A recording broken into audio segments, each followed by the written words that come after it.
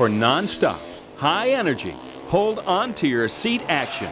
It's pretty tough to beat a stunt show. Some of the more amazing displays of automania that you're likely to see at a typical stunt show can satisfy anyone's hunger for the spectacular. But if you really like this kind of four-wheeled physics lesson, you usually have to wait until a stunt show comes to your area to see automotive gymnastics like these. Or you can turn on the television and wait a few minutes for the commercials.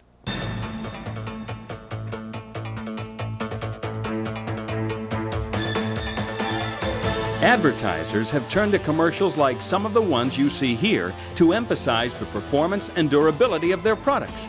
And when they decide to go that advertising route, many of them talk to Drivers, Inc., a Los Angeles-based company that has helped dozens of America's advertisers produce commercials that are no less than 60-second stunt shows.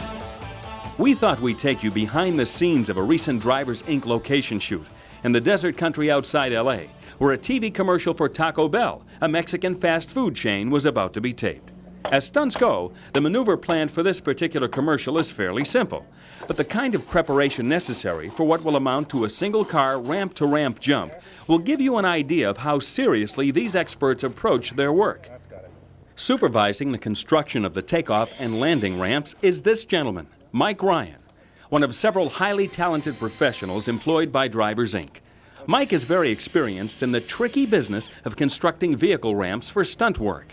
You might say he has a very personal interest in the proper construction of these wooden wedges, since Mike is also the driver, who will be launching this 1968 Pontiac convertible some 50 feet through the air.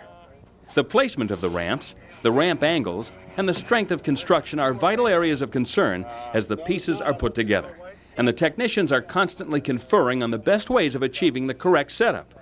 If everything goes as planned, Mike will be able to position the car exactly where it should go. I hope that the front wheels set about right here. They'll roll forward another 5 or 6 feet, and the back end hopefully will come down about right here. And that's the smoothest re-entry kind of thing for the angle and stuff. After the ramps are finished, there's a last-minute check. And since Mother Nature's been a bit stingy with real scenery, a little man-made help never hurt anyone. It's what's known in the business as artificial reality. The crew also has to prepare the basically stock jump car. These spring shims are a familiar sight at any auto parts store, and they'll help the 23-year-old suspension system absorb the shocks that are on the way. Meanwhile, Mike is taping some padding to the dashboard. Why? In the event you have a head-on wreck with the catch ramp, your hands come off the steering wheel, you don't hit your hands. And this piece of rigging is very important. In case of a rollover, Mike will duck down and grab firmly onto this device, preventing what could be a nasty head injury since the car has no roll bar. The film and video crews get ready as Mike finally straps himself in. It's time to go to work.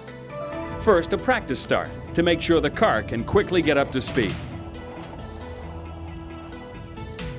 Then it's time for the real thing. A perfect jump. Everyone likes what they saw. Although, as you can see, the landing ramp took a pretty good hit. Just to be sure it's a wrap, Mike gets to see the videotape replay. Great. So the next time you're watching television, don't head for the refrigerator when the commercials come on. You may be missing a pretty good stunt show, courtesy of your friends at Drivers, Inc.